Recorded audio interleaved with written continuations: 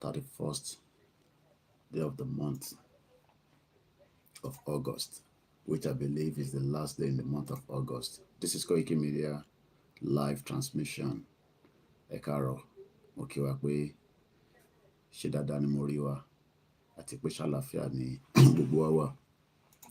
As usual, this is the platform. Ẹ káàárọ̀ ìyá mi beauty àmọ̀ pé mo kí gbogbo ọmọ Yorùbá tí ó ti ń darapọ̀ mọ́ wa àti àwọn tó máa tún wò nígbà tí Elédùmarè bá ní kẹ́ jí sáyé. Gẹ́gẹ́ bí ìṣe wa ní orí ìkànnì yìí, tó bá jẹ́ pé lákọ̀ọ́kọ́ yín lẹ máa kọ́kọ́ bá wa pàdé.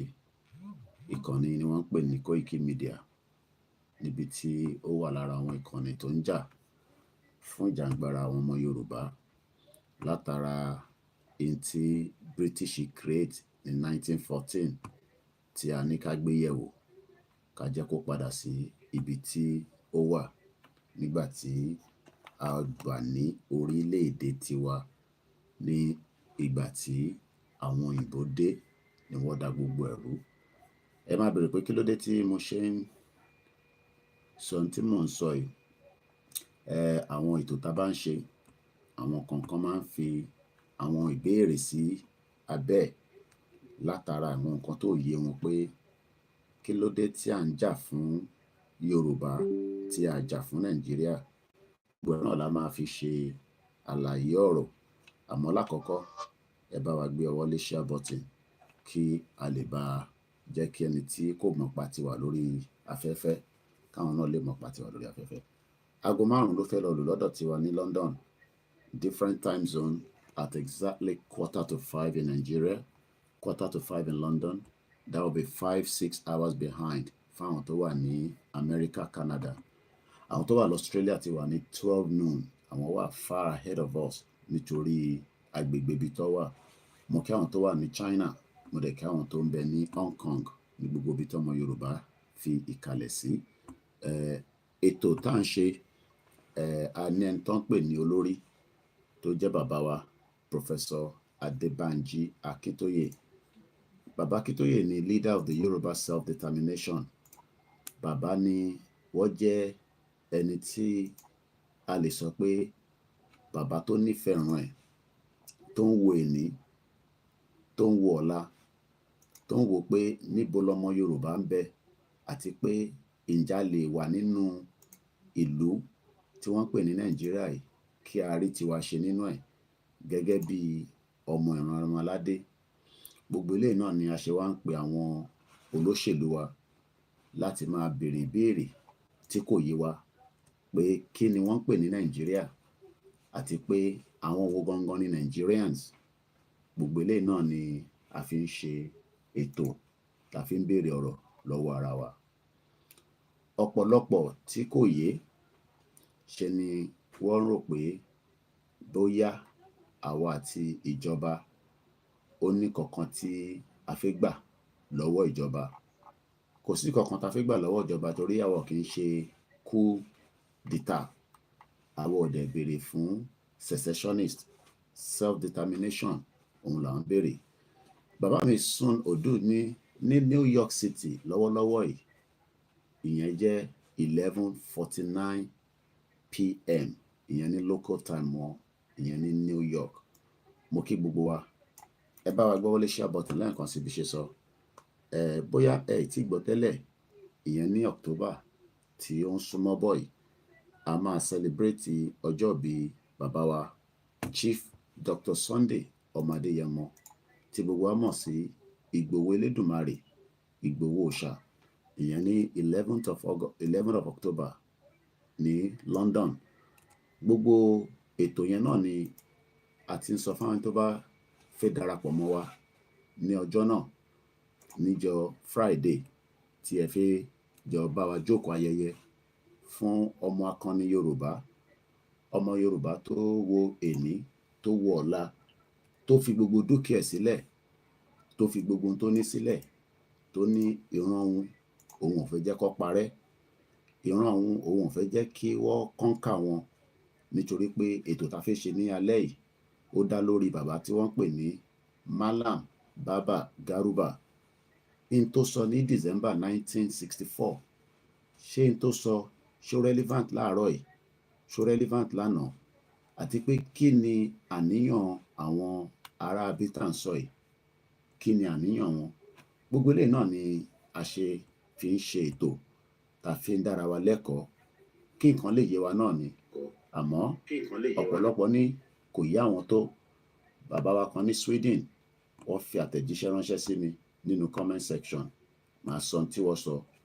Ẹlòmíì ti ń wà confused pé kí ló dé tá à ń da ilé ayé rú, Nigerians làwọn, àti pé lóòótọ́ Yorùbá làwọn àmọ́ Nigerians làwọn.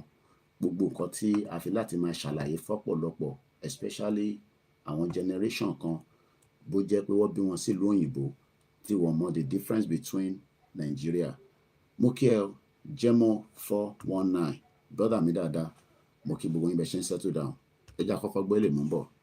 Lálà olùlọ́jọ́ kọkànlá oṣù kẹwàá ṣẹ̀fẹ̀ gbọ́. Ọjọ́ tó ń sọjọ́ ìbí ọmọ aládìkún olóyè Sunday Májàsọ́lá Àdìsá ọmọ Adéyẹmọ aka Ìgbòho Òòṣà nípa bí gbogbo àwọn ọmọ ẹgbẹ́ ìfẹ́lọ́dún àpapọ̀ Yorùbá lágbàáyé lábẹ́ ààrẹ wa ọmọọba Adébáyọ̀ Fáládé ti gbákejì ààrẹ Mọ́kàndé Ìyàtúnbí kẹ́ńtò ṣíṣe ìrọ́kẹ̀kẹ̀ ìgbáradì níbàámu pẹ̀lú ìfẹ́ àti ẹ̀mí ìforihàn. Àgbékalẹ̀ àyẹ́sí ọjọ́ ìbí Ìgbòho fún tọdún yìí pẹ̀lú àkọlé Dinner with Ìgbòho. Bákan náà láwọn gba ọba ògbóni àgbáyé lálejò Tajudeen Ọlárẹ̀wájú Àjàlá àti bàbá Adésọjí Tàlàbí àwòrò ṣàṣà eégún mọ̀gájí nílùú London láti wá ṣe àyẹ́sí fún olóyè Ìgbòho lọ́jọ́ náà tí ó wáyé nínú gbọ̀ngàn ńlá ní London Kensington 179-199 Holland Park Avenue London W114UL United Kingdom. Bẹ̀rẹ̀ látago 7 ìrọ̀lẹ́ ẹlẹ́lẹ́dàgọ́ 12 òru. Bákan náà láti kí wa kú ìmúrasílẹ̀ ìwọ́de làmìlaka tẹgbẹ̀lẹ́gbẹ̀ ènìyàn tí ó wáyé nílùú ọba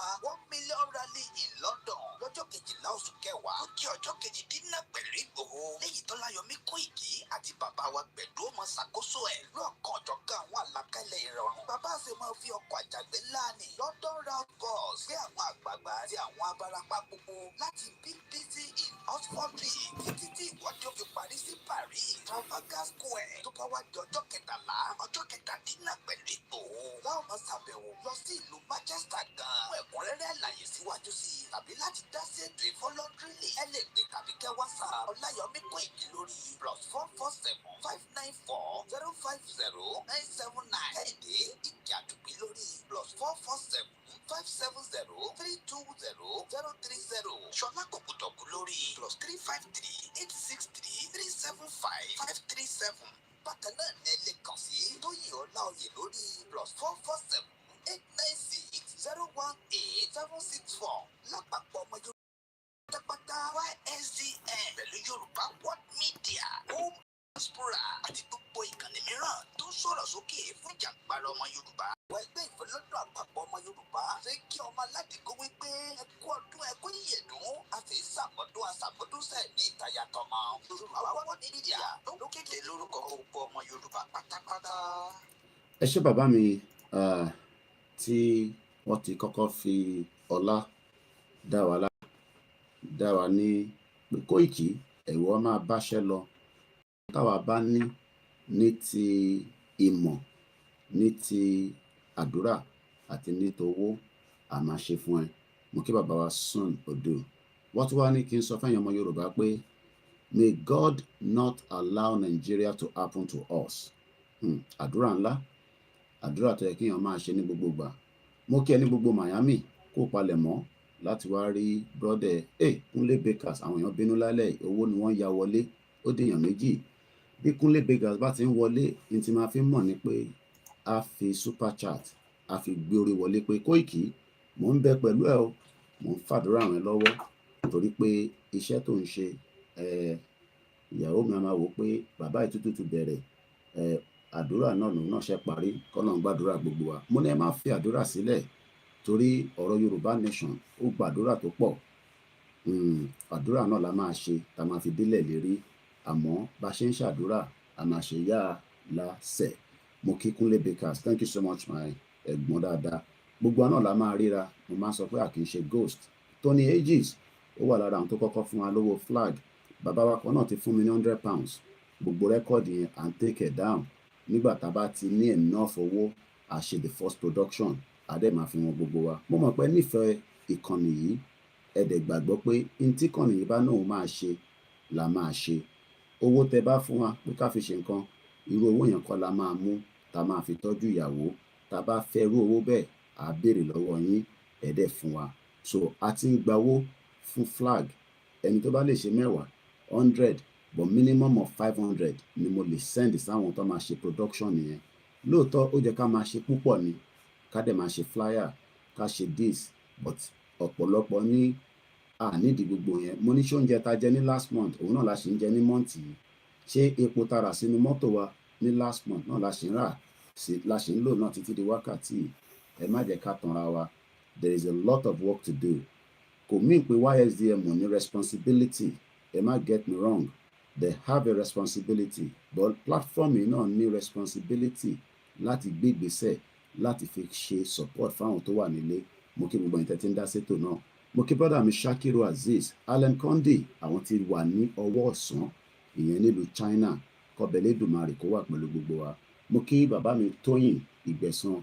Mo kí gbogbo yín. Ẹni tí ń bá dárúkọ ẹ̀ dáadáa, ẹ má fi ṣèbínú. Mo kí ọmọdé, mo kí ẹ̀yin ayé o. Ẹ jẹ́ kó jù wá ṣe. Torí pé kò sí nǹkan ta lè ṣe. Tẹ bá ti fọwọ́ sí, ó máa jẹ́ kó easy, á jẹ́ kó rọrùn fún wa. Ẹlòmíràn ní ǹjẹ́ arákùnrin máa ń sùn ṣá? Sójà ò kì í sùn. Ní ti máa sọ fún ìyàwó mi nìyẹn. Á ní bàbá yìí, nígbà tí máa fi wọlé, ó ti dàtọ̀, ó ti sùn rẹpẹtẹ. Sójà no dey sleep. But èmi náà ti fẹ̀gbẹ́ lélẹ̀. Nígbà tá a bá dẹ̀ ti jí náà la jí. Grandma mi á ní ọjọ́ ọkú lọ́jọ́ ìsinmi. Kọ́lọ́run jẹ́ kí ikú kó má wọlé wá bá wa. But gbogbo politician ikú máa wọlé pa yín ni. Torí ìyà tẹ́ ń fi àwọn èèyàn jẹ, ikú gbọ́dọ̀ wọlé pa yín ni. Àfi tí ẹ bá ṣe ń ta fẹ́. A máa fà yín lójoojúmọ́. A máa fún yín lépè. Ẹ ní nísinmi bẹ́ẹ̀ ṣe fáwa náà nísinmi. Torí ẹ fún wa nísinmi. So ẹ má expect pé ẹ̀yin náà máa nísinmi. So bó ṣe jẹ́ nìyẹn. Mo kí bàbá mi Kúnlé Ṣíkà. Gani Olóyèdé mo kí yín. Mo ní èmi ni last man standing. Bẹ́ẹ̀ bá ṣe ń sùn, màá máa fi ìkó, màá máa fi jí yín. Wọ́n fẹ́ gbalẹ̀ mọ́ wa lọ́wọ́. Wọ́n fẹ́ gbalẹ̀ mọ́ wa lọ́wọ́. Ẹ má jẹ́ ká sùn taratara. This one no be joke. There is a lot to do. Mo kí gbogbo alẹ́ nǹkan sí. Àlàáfíà làwọn ọmọ yín wà. Àlàáfíà ni gbogbo wa wà. Mo kí bàbá mi Tóyìn Ibrahim. Mo kí gbogbo Lagos State Union. Mo kí gbogbo àwọn Nigerian communities tó ń bẹ káàkiri. You still have to remain Nigerian community.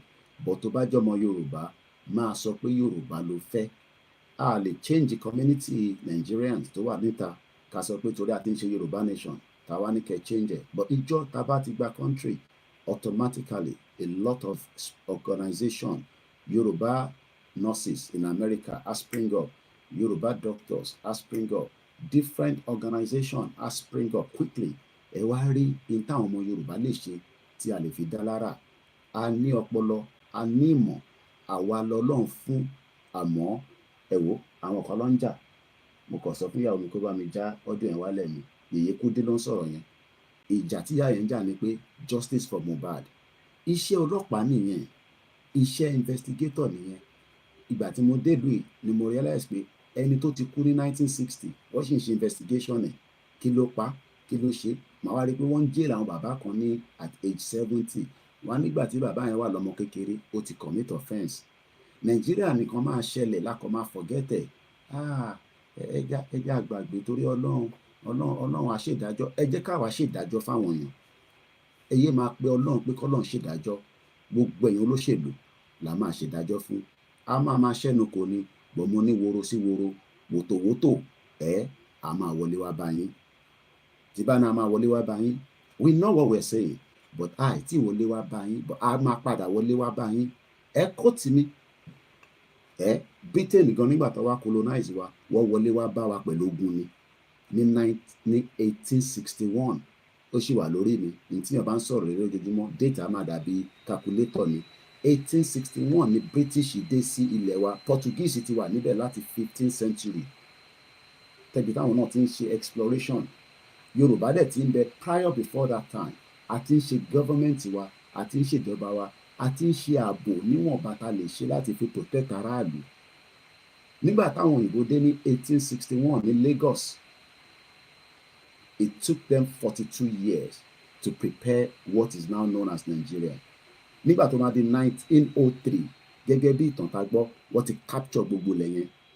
Kò ń ṣojú lásán, àwọn bàbá kan náà jà, àwọn èèyàn jà tafatafa, àmọ́ kò sí ibi tí kò ní sí ọ̀dàlẹ̀. Níbi táwọn bàbá kan bá ń ṣe pé òyìnbó ò ní rí wa mú, àwọn kan náà ló máa lọ sọ fún òyìnbó pé tẹ bá ti ń lọ ẹ má jẹ ẹ̀bà, ẹ má ṣe báyìí, ẹ má ṣe tọ̀hún. Á jẹ́ pé ẹ̀yin kan náà fi compromise movement yìí. Ẹ fi compromise ẹ̀, ìyẹn la ṣe wà níbi tá a wà yìí. Torí pé tẹ́ ẹ bá compromise ẹ̀ ni ó jẹ́ ká ti rìn jìnnà jù báyìí lọ. Kò ní ilé ìní ló ti ń ṣẹlẹ̀, àtayébá ni. Gbogbo àwọn tó dalẹ̀ Abíọ́lá, àwọn náà ló ń ṣèjọba lọ́wọ́lọ́wọ́. So it is a continual process, and this is the reason why táwa kan ní a ní gbà fún yín, a ní gbà, àjọ máa tá tán bí owó ni. Ó máa wà painful fáwa, but ẹ̀yin náà ní nísìnyí a máa fà yín lójoojúmọ́ ní ṣòkòtò la máa fi délẹ̀ lórí. Kí ọgbọ́n mi Ọ̀nbọ́láwọ̀n ọba ẹ bá mi gbọ́wọ́lé share button, ẹ jẹ́ ká tún play eléyìí lẹ́ẹ̀kan sí. Tí bá máa fi jókòó padà, a bẹ̀rẹ̀ sí wọnú ètò yẹn láti máa sọ̀rọ̀ nípa kí ni bàbá tó fi ọ̀rọ̀ ránṣẹ́ sí mi lórí ibẹ̀ ni màá ti kọ́kọ́ bẹ̀rẹ̀. Kí ni wọ́n sọ àti pé kí lèmi náà fi dá wọn lóhùn. Gbogbo yẹn náà fẹ́ni tó ń sọ pé I am a Nigerian in Sweden. Ẹ má dalẹ̀ ayé rú èèyàn ọmọ yìí. Nigerians ni mí, bàbá, ẹ̀gbọ́n, àbúrò. Kí ni wọ́n ń pè ní Nàìjíríà? Ìyẹn la máa sọ láàárọ̀ ìmú bọ̀. Lálẹ́ ọlọ́jọ́ kọkànlá oṣù kẹwàá ṣẹ̀fẹ̀ gbọ́ ọjọ́ tó ń sọjọ́ ìbí ọmọ aládìkú olóyè Sunday Ajásọlá Àdìsá Adéyẹmọ aka Ìgbòho Òòṣà nípa bí gbogbo àwọn ọmọ ẹgbẹ́ ìfẹ́lọ́dọ̀ àpapọ̀ Yorùbá lágbàáyé lábẹ́ ààrẹ wa ọba Adébáyọ̀ Fáyádé igbákejì ààrẹ Mákindé Àdùnbí ẹ̀ńtò tí ń ṣe ìrọ́kẹ̀kẹ̀ ìgbáradì níbàámu pẹ̀lú ìfẹ́ àti ẹ̀mí ìforihàn wàgbékalẹ̀ àyẹ́sí ọjọ́ ìbí Ìgbòho fún tọdún yìí pẹ̀lú àkọlé Dinner with Ìgbòho. Bákan náà làwọn ọmọ gba ọ̀pọ̀ ògbóni àgbáyé lálejò Tajudeen Ọlárẹ̀wájú Àjàlá àti bàbá Adésínà Àlàbí àwòrò ṣàṣà eégún mọ̀gájí nílùú London láti wá sí àyẹ́sí fún olóyè Ìgbòho lọ́jọ́ náà yóò wáyé nínú gbọ̀ngàn ńlá ní London Kensington 179-199 Roland Park Avenue London W114UL United Kingdom bẹ̀rẹ̀ látago méje ìrọ̀lẹ́ ẹlẹ́dàgó méjìlá òru. Bákan náà láti kí wa kú ìmúrasílẹ̀ ìwọ́de làmìlaka tẹgbẹ̀lẹ́gbẹ̀ ènìyàn tí ó wáyé nílùú ọba 1 million rally in London lọ́jọ́ kejìlá oṣù kẹwàá ó jẹ́ ọjọ́ kejìdínlẹ̀ pẹ̀lú Ìgbòho lẹ́yìn tó Ọláyọmí Kóìkì àti bàbá wa pẹ̀lú ọmọ ṣàkóso ẹ̀ lọ́kọ̀ọ̀dọ̀kan àwọn àlàkalẹ̀ ìrọ̀rùn. Bàbá ṣe máa fi ọkọ̀ àjàgbé ńlá ní London round bus sí àwọn àgbààgbà àti àwọn abarapá gbogbo láti BBC in Oxford títí tí ìwọ́de ó fi parí sí Paris Trafalgar Square tó bá wá di ọjọ́ kẹtàlá ọjọ́ kẹtàdínlẹ̀ pẹ̀lú Ìgbòho láwọn máa ṣàbẹ̀wò lọ sí ìlú Manchester gan. Fún ẹ̀kúnrẹ́rẹ́ àlàyé síwájú sí i tàbí láti dá sí ètò ìfọlọ́dúnrún ẹ lè gbé tàbí kẹ́ WhatsApp Ọláyọmí Kóìkì lórí +447-594-050-979 Kẹ́hìndé Ìkẹ́ Àdùnbí lórí +447-570-320-030 Ṣọlá Kòkútọ̀kù lórí +353-863-375-537. Bákan náà ẹ lè kàn sí Tóyìn Ọláoyè lórí +447-896-018-764 lápapọ̀ ọmọ Yorùbá àgbáyé pátápátá YSCN pẹ̀lú Yorùbá World Media Home and Diaspora àti gbogbo ìkànnì mìíràn tó ń sọ̀rọ̀ sókè fún jàǹgbára ọmọ Yorùbá. Àwọn ẹgbẹ́ ìfẹ́lọ́dọ̀ àpapọ̀ ọmọ Yorùbá fẹ́ kí ọmọ aládìgbò wípé ẹ kú ọdún ẹ kú ìyèdún àti ìsàpọ̀dún sẹ́ẹ̀mí ìtayàtọ̀mọ. Yorùbá World Media ló kéde lórúkọ gbogbo ọmọ Yorùbá pátápátá. Ẹ̀yin tí ẹ kẹ́ ti darapọ̀ mọ́ wa lórí Mixlr in the last 19 minutes, ẹ má bínú. I thought I started it. This is what it takes when you have multiple platforms you need to set up. So it takes time to set it up one at a time because they are all independent away from themselves. And this is the reason why Tashinika are not independent. Facebook is independent away from Google. Google is independent away from Mixlr. Mixlr is independent away from Elon Musk, which is the X, our Twitter space. So the Mixlr wasn't started, but I can confirm that I've just started it. So let's bring and sing the national anthem. The sound is low, please increase the volume. Sometimes networking, I guess, so far, there were Koikimedia the doer. Then so there is no sound or the sound is low. I would probably say the sound is good. I will not tamper with it, and I'm using a good laptop to run on that platform. So, Emma Binisiwa.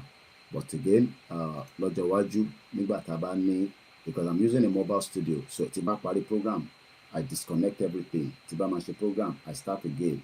It is not an easy task, but I am not complaining to anybody. It's just for you to know that this is a mobile studio. So it's my own little living room that I've converted in the last 4 years. The inconveniences to my family, they've not complained, but we are trying our best. So the audio should be good. Sometimes gbogbo yín máa ń lo earpiece, àwọn earpiece fake táwọn ọmọ Igbo lọ kó wá láti China, jù sẹ́gbẹ́ kan kẹ́ gbọ́ sound yẹn, mo mọ̀ pé tẹ́ bá tan generator ní gbọ́n kankan. So there's a lot of sound coming out in Nigeria tí kò ń jẹ́ kẹ́ gbọ́n kan tá à ń sọ nígbà míì. Now, Alan Conde says quickly before I go into the program, one stupid Fulani guy from Senegal, tó ń gbé ní China níbi tó ń wà, living here told is from Congo that he hate me because we Yoruba are blocking the Fulani to overcome Nigeria. And I asked him to come and face me face to face. They are very bold. YouTube, okay. And to Facebook, don't complain. The Fulanis are becoming very bold. And I'll tell you why they are bold. But before we tell you that, Mufelo pick comment I spotted. I go through my comments at random, especially on Toba Reply Lori program Tabashi. I go through my Facebook. I use 1 hour to run through what people are saying on my timeline. Àwọn Igbo wà bitter gan lórí timeline ni. You can tell. Olórí burúkú ló pọ̀ nù wọn. And I can see why some say, Koiki, stop stressing yourself with a lot of Biafra. But like I always say, they want to go, let them go. Bàbá kan send audio kan, Koiki, ẹ má bá wọn Igbo ṣe ọ̀dàlẹ̀ ni wọ́n kìíní kan kìíní. We know all this. They want to go, let them go. That's what we're saying. So when I come on my timeline, they are bitter. Not all of them. Just ìwọ̀nba péréke àwọn ọmọ wa jáde ní Agége, tẹ́ bá rí bó ṣe flood the page ni, àwọn olórí burúkú ọmọ àlè ń rí, àwọn olóṣì. Not the good ones that wants to go. Yoruba people, you give them 1K now, they will go back. Àwọn kan ti gba country o. Ó rà pọ̀ máa ń gbàgbé pé àwọn ti gba country. They think like, I think the Igbos think, let me speak in English. I think they think that they've got a country already. You don't have a country yet. There is a process that you're going through. And you have not even made a declaration yet. Your declaration that you say is going to be December 2nd, we don't have to do the same declaration the same day. We are different people. That's why we're going to do things your own way. So don't expect that because you are doing things your own way, we have to follow that due process and do the same thing your way. And this is directed to those Igbos that continue to come on our page. Why are you coming on the page? Why not stick to your own page? The page is for the Yoruba people. It doesn't belong to you. It doesn't belong to you. I am a Yoruba man. I am not an Igbo. I support Biafra to exit Nigeria. I will not allow divide and rule. But each time you come to the page, you are bitter. We are not the one that kidnapped Nnamdi Kanu, and it is not Tinubu that kidnapped Nnamdi Kanu. But we know that Tinubu is a bomb bastard that could have released Nnamdi Kanu, but he's not going to do so. So you have every right to do whatever shenanigans that you have to do. But stop bringing Igboho into your discussion, you bomb bastard. And like I said, I will stick with Biafra to exit Nigeria, and I will support them for my spot here. Most of you never even spoke to Nnamdi Kanu. You don't even know how Nnamdi Kanu speaks when it comes to internal conversation. And I don't have to reveal everything that I, Simon Ekpa, Igboho, and Nnamdi Kanu had. Not 4 meetings, deep conversation. I was involved. Simon Ekpa reached out to me that Nnamdi Kanu wanted to speak to Igboho. I could have said no. I could have stopped it. So don't come on my page, you stupid, rat idiot, and continue to attack our people. We didn't create the mess in Nigeria. Everybody created the mess one way or the other. But the British created the mess. If you're not comfortable with my platform, fuck off. Fuck off, I said. And I'll deal with you on the page. I am a strong man. I can handle you. I can handle the Yorubas. Bomb bastard. Any kure. And this is not for all the Biafrans. And if you're one of those that attack us and say, we are not doing Yoruba Nation, you are also a bomb bastard. Any shuriri. Idiot. Now, let me go to that. And I already, remember, I have to come out from here because if I can't find it quickly, I did screenshot it and I can send it to myself. But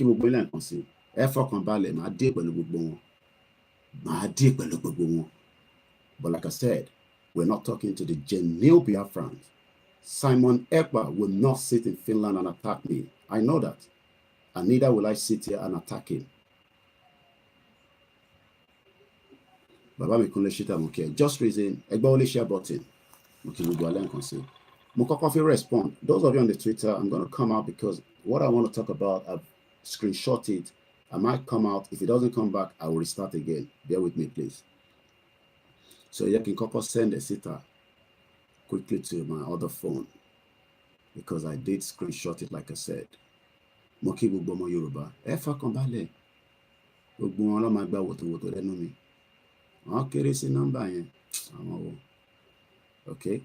I think we're back on the Twitter. Now, this was what somebody posted or wrote on my timeline in one of the programs we just did.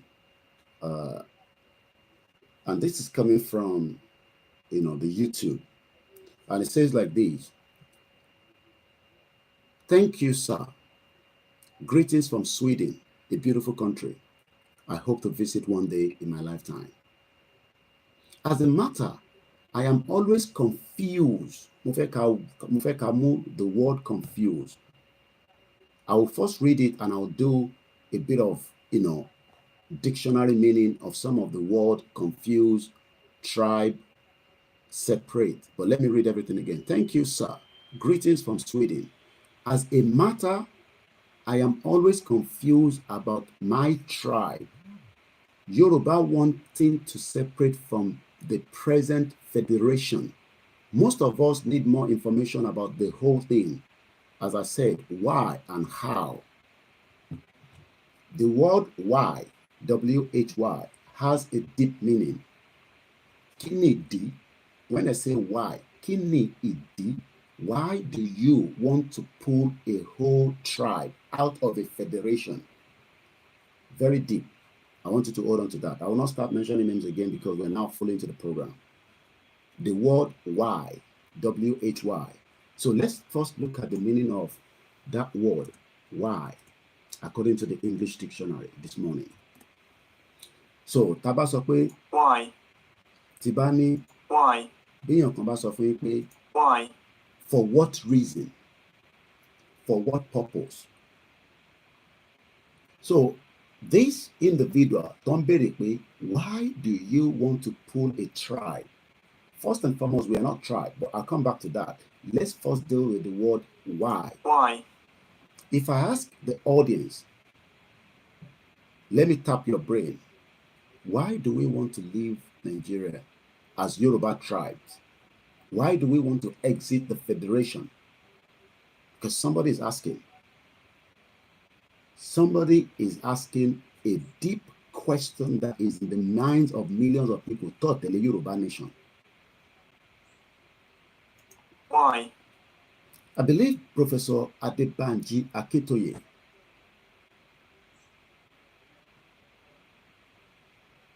has told us so much about our background, our history. I might have to go back to these documents to explain back to this person why.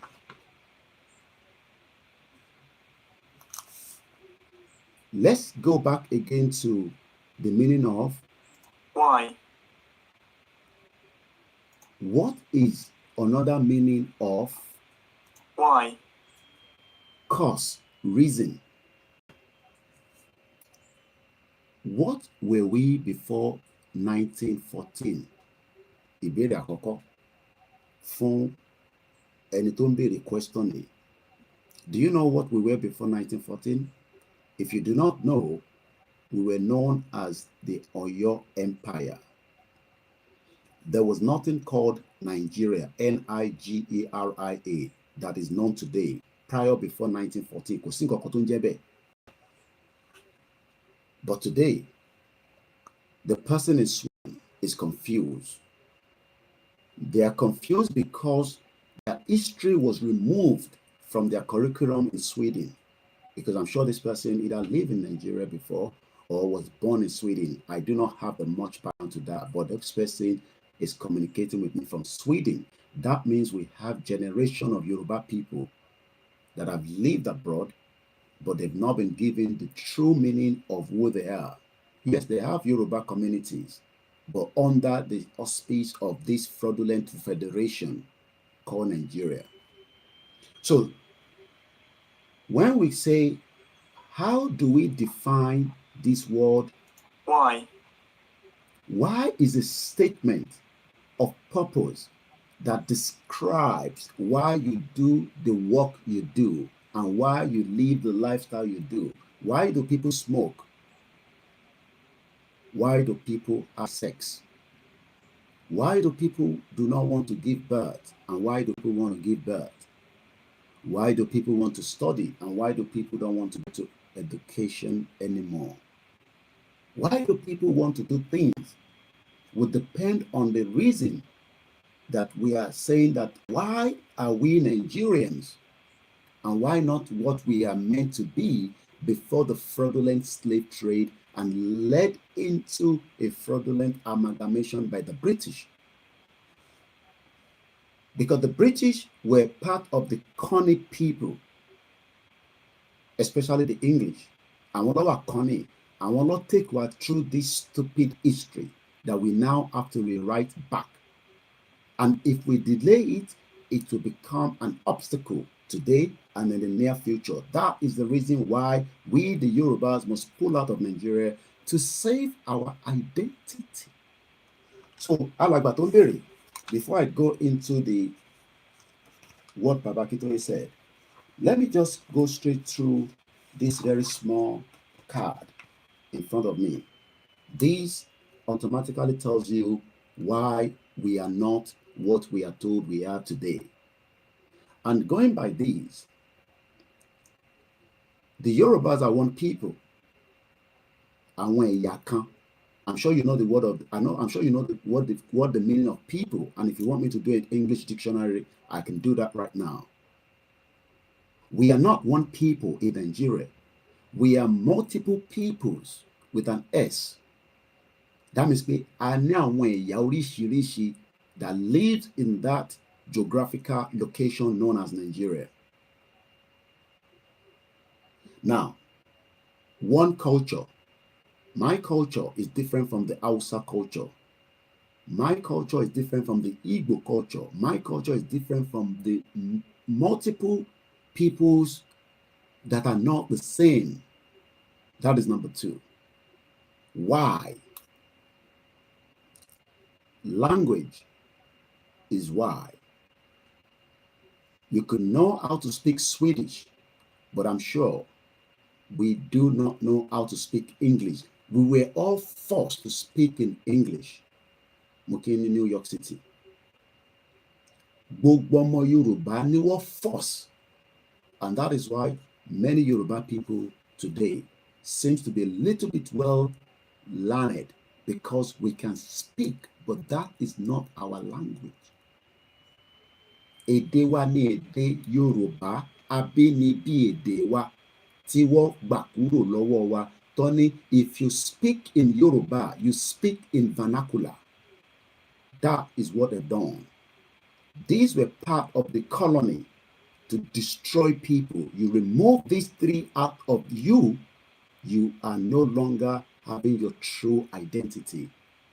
So when you are asking me why are we fighting for Yoruba nation, so that we can go back to where and who we are prior, before the invasion of the invaders, because the Yoruba land was invaded by the Portuguese and also by the British. And it needs to stop now so that the future of your children, the future generation, will not be confused like you. Because if you are already confused, I don't know how old you are, sir or ma, you can imagine the next generation will be much more confused.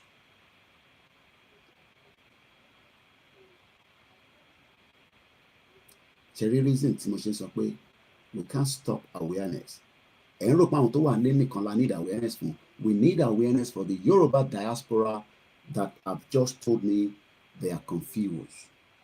At 5:21 a.m., my name is OLAYOMI KOIKI. You're welcome to the program. Share the program and like and enjoy it.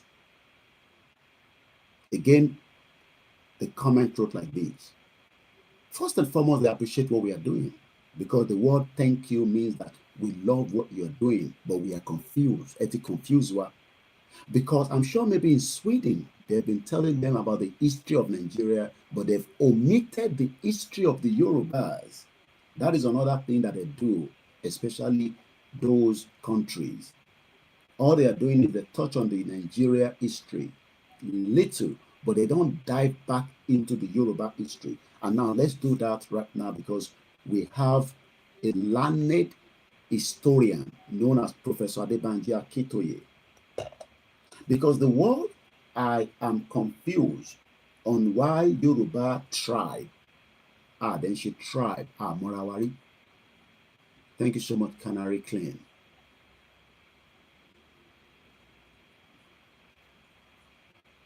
Be careful with all your comments.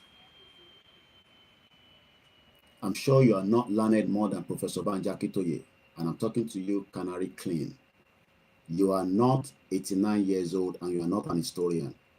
So all these, your comments, be very careful as I pick on them.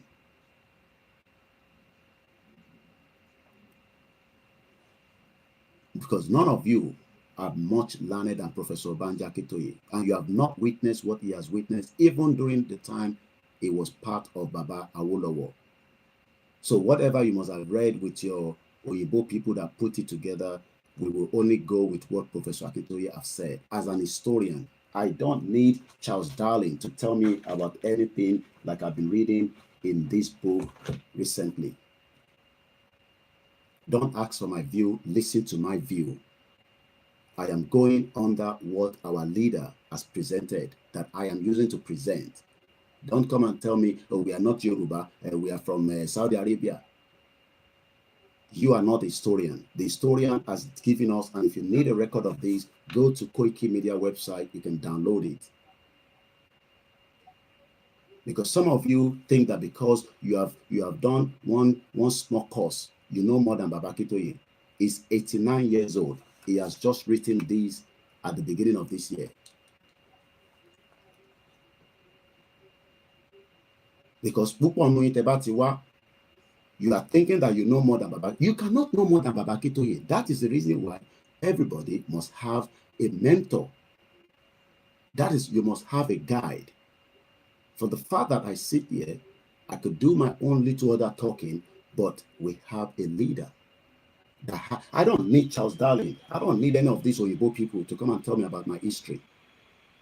Ele sọ̀rọ̀ nípa coral reefs, how it traveled, but he has not told me about the people that were there prior before they left their own base and took months and months to arrive in that destination. But àwọn ọlọ́mọ wa sọ fún wa nípa how the coral reefs looks like. Just like the lie about River Niger by Mungo Park. Everybody read that in the book. Now they've debunked it. Oh, River Niger was found by Mungo Park. How? So you sit down and listen. It's not about your view anymore. It's about the view of what a leader that understands the true meaning of why we should not be in this bastard country called Nigeria. Don't come and tell me about, oh, we should be known as Oyo Empire. We should be known as Oduduwa Republic. What we are first saying is we've got to pull out of this bloodiless union that did not work. And the British knew that it was never going to work. So let's go back into the discussion because I don't want to get carried away. And like I said, respect my platform. You can set up your own YouTube channel and do exactly what I am doing. Now, let's go to we are a nation with a proud root and a proud history. I'm sure Sweden does not have the time in their school curriculum to be giving you that history. They are too busy. They have other things to talk about. So even if you are a Swedish citizen, they are not going to be teaching you a Yoruba history. It is now up to you to find people like us so that we can give you that background history, because that history will not be taught in your own university, even in Sweden. And that is what they've done when they removed the history in Nigeria. So let's go back into, because I have treated this. We are already at week 15, but now I got to go back slightly to week 1, which is where we started. So what does the week 1 say? And let's go straight into it. We Yoruba are a nation with a proud root and a proud history. And I want you to all listen. We Yoruba are a nation with a long and proud history. Long is not something that you can put anything to it. I think bear for 13,000 years. And if you don't know, go Google what they called Iwo Eleru, that was founded somewhere in Ondo State. Skull àwọn èèyàn tí wọ́n lọ gbé sórí research, tó gbé sórí machine, tó ní àwọn ilé tí ń bẹ for thousands of years. So don't come and tell us about Nigeria that is just put together by the fraudulent British colony in 1914. That some of your grandparents are even older than Nigeria. Don't defend nonsense. Don't come and protect stupidity, and don't come on the social media and sound idiot. People are telling us, and I'm just going to go back one step to what we are about to talk about. In 1964, Mallam Baba Garuba published in December 30, 1964 on the West African Pilot, a newspaper that was published in Yaba in Lagos in 1937 by Nnamdi Azikiwe. Mallam Baba Garuba told us this is the northern periscope on what they think Nigeria will be for them. The conquest to the east is now in sight. This was in 1964. They have already been talking about the conquest of the east, the conquest of the south. Are we not presently seeing that today? So the why is that people want to conquer us, and they're really serious about it. When our God, with a small capital letter, with a small letter alphabet G, sent Amadu Bello, just like God sent Babakitoye and gave Irumole to wake up Igboho, to stop the shenanigans of the Fulani that wants to take our land from Ogun in Oyo State. I traveled to Nigeria in 2021. I saw the damage. I saw how Dr. Aborode was killed. Not saw it, but I could feel it from the father's face. Dr. Aborode was a PhD holder that lived in Germany, just like many of us diaspora, returned back home to help his community. Some even came out to say that it was a political killing. Bomb bastard Yoruba people and you Losholori Buruku. He was tied and he was martyred to death. That woke Igboho spirit. Ṣègbóhùn àti Dr. Aborode bàbá wọn jọ kọlà ni. Púpọ̀ nínú mélòó ló kọlà níbi tẹ́ wà lẹ́nìí? Ṣèbí mi náà kọlà. Ìlà mélòó ló wà lójú gbogbo yín? Ẹ máa ti gbàgbé pé Igboho kọlà. Ó ní ìlà, ó kọlà. So ṣé a máa ní kí Igboho ó yá ẹ fún wa ní machine káfí ṣèbí ó ṣù pé ọmọ ọkọ Yorùbá lélẹ̀ nígbà tó bí? Ṣé Fúlàní ni bàbá ẹ̀ àbí Fúlàní yìí yẹ? Most of us were kọlà fún wa. Part of what they took away from us. Ó yẹ kí gbogbo akọlà ni. We should be proud of that. Ṣé mo lè ní kọ́kọlà fún àwọn ọmọ mi nísìn ṣíyàwó mi máa accept nígbà tá a bá jọ gbọ́ra wa yí lágbàdá? And the same thing goes to every homes across Yoruba land today. Ó jẹ́ bá ṣe ń bí àwọn ọmọ yẹn wọn ni because ó ní meaning. These are what the culture that this pastor took away from us. And somebody will come and sit here and be telling me nonsense.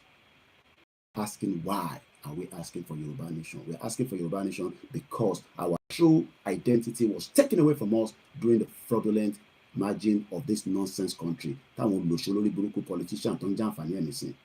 So let's go back to the history. We Yoruba are a nation with long and proud history. You want to know about Jesus Christ, you want to know about Muhammad, but you don't want to know about your history as Yoruba people. Confused people you are then. There's nothing too bad to know about Jesus, but remember there are multiple religions around the world. And it is not just your Christianity that will take anybody to heaven. Tell that to the Buddhists and the Hindus and let them speak to your face. Keep your religion to yourself and maintain your lane.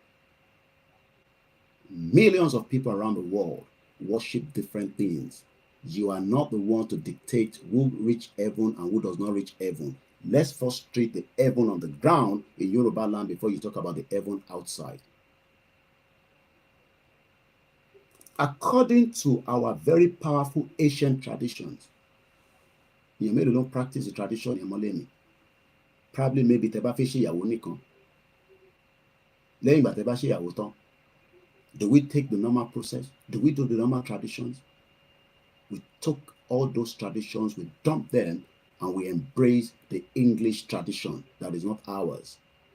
That is why there's confusion in almost every part of Yoruba land and outside as diaspora, having a big impact on our lives.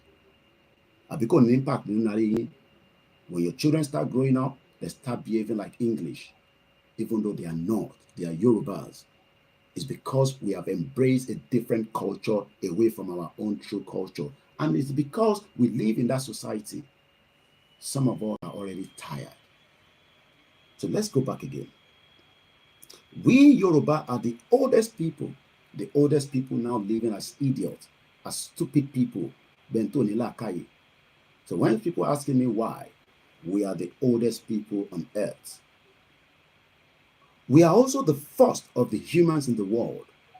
Don't expect anybody to tell you this, but Babakito will tell you because he knows. But their own argument will always be, no, we are not, because one more bitatimbo. The British lived with us for years. They studied us, they knew everything, and they know that we are the one, the chosen one, and we will remain so. So don't sit in your own little comfort zone and say you are confused. There's nothing to be confused about it. It's just that you have not been told enough who you are. Those traditions tell us that in the beginning of time, ago time, back in the days, our forefathers can look at the moon and they can tell you what will happen in the next 6 months. All these ones that they're telling us, oh, the weather is going to be like this. Our forefathers knew about all that. How were they able to do it then? Because at the beginning of the time, when all the surface of the earth was covered by water, one feel it open. And that is why fellas say, kò sẹ́ni tó lè bá omi ṣọ̀tá. Ìwọ bá omi ṣọ̀tá. The Creator, according to our own lineage, not the one from the one sent to us from Jerusalem or anywhere. The Creator, God, as in the capital G, sent some heavenly being to come down and establish life on the earth. Come on to day, only because to my jókòó sí for 9 months. Ó ń ṣẹ̀mí nígbà tó wà nísàlẹ̀ yẹn kó tó di kó jáde tó ń sunkún tẹ́ fi máa mọ̀ pé ti bímọ tuntun. Àbí ẹ̀ kí mọ̀ pé ọmọ tí ẹ gbé sínú fortunes yẹn táwọn ìyá wa gbé sínú bẹ̀ for 9 months. Ó ti ń ṣe ẹ̀mí, ó ti ń ríran. Ó nígbà tó bá délé ayé ló máa wá open up. The heavenly being descended. You okay?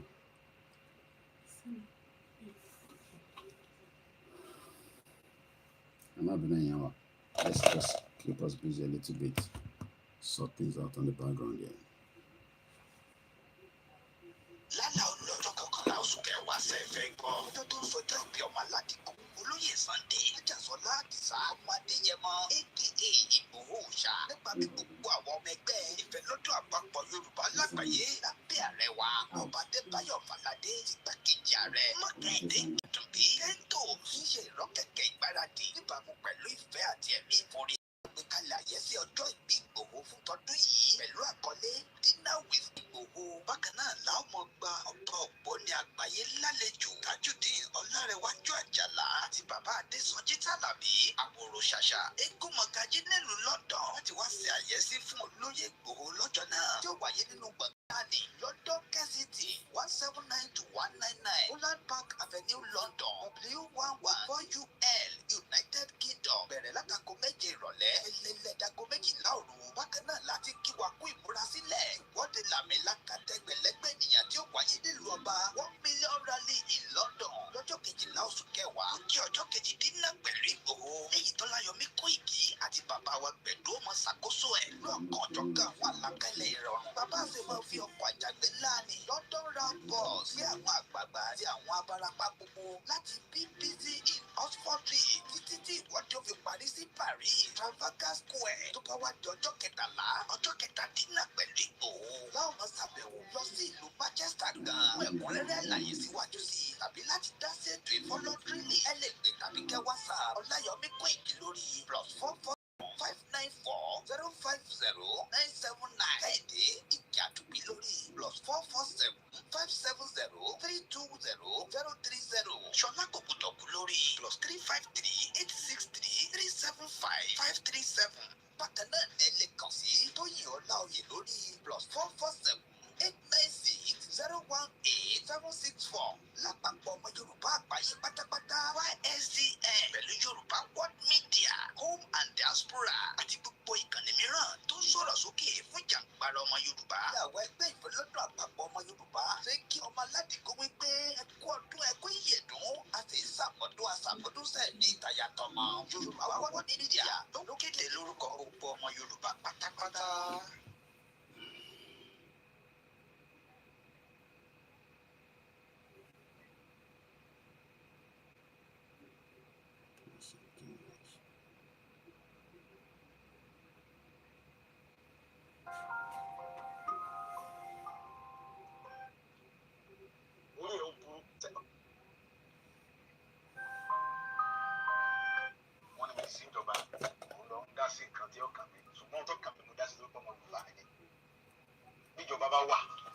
Tí ò sí ẹ̀tọ́ tó yẹ kó ṣe fún aráàlú tí wọ́n dìbò fún tọ́jẹ̀jọba lé lórí.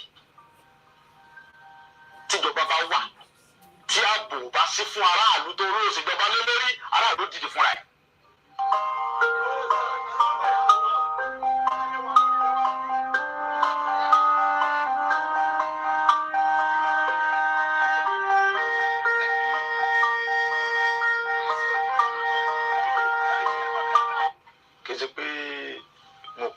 Àbí mo dédé pàṣẹ àbí mo kàn sọ nǹkan tí ó wá látọkàn mi.